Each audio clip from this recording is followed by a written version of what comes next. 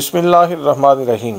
برادران اسلام، آج 26 نومبر کا دن تھا۔ پوری دنیا سے لوگ سننا چاہتے تھے علمی اور کتابی لوگوں کی باتیں اور مستفید ہونا چاہتے تھے۔ مرزا انجینئر جیلمی کی لیاقت کو جانچنا چاہتے تھے۔ تھی خبر گرم کہ غالب کے اڑیں گے پرزے، دیکھنے ہم بھی گئے پر تماشا نہ ہوا۔ اور وہاں صورتحال یہ پیش آئی کہ بہت شور سنتے تھے پہلو میں دل کا، جو چیرا تو ایک قطرہ خون بھی نہ نکلا۔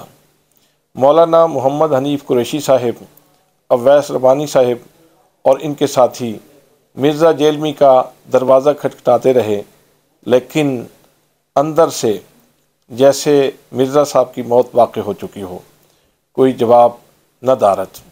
مرزا جیلمی وہ منحوس انسان تھا جس نے اللہ کریم کے اسم مبارک اسم الجلالہ کو یعنی لفظ اللہ کو مہمل قرار دیا۔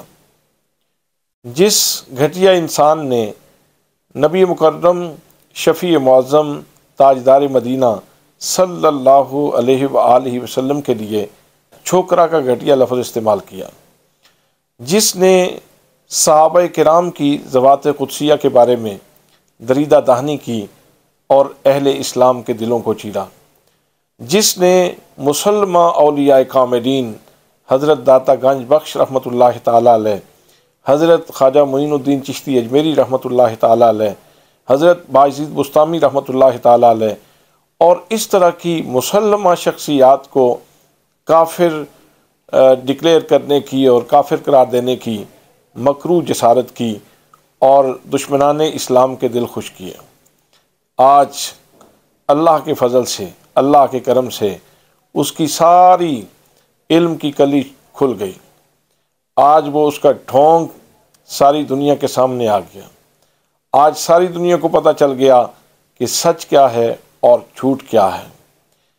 مرزا جیلمی دراصل اس چیز پہ کاربند تھا، میری ہمیشہ پہلی پوزیشن آتی ہے اس لیے کہ میں اکیلا ہی دوڑتا ہوں، لیکن آج اس کے ساتھ دوڑنے کے لیے کچھ اور لوگ بھی گئے تو اس نے کہا نہیں، یہ ہمارے مشرب کے خلاف ہے، اس طرح ہماری پہلی پوزیشن نہیں آ سکتی، ہم تبھی دوڑیں گے جب اکیلے دوڑیں گے تاکہ پوزیشن برقرار رہے۔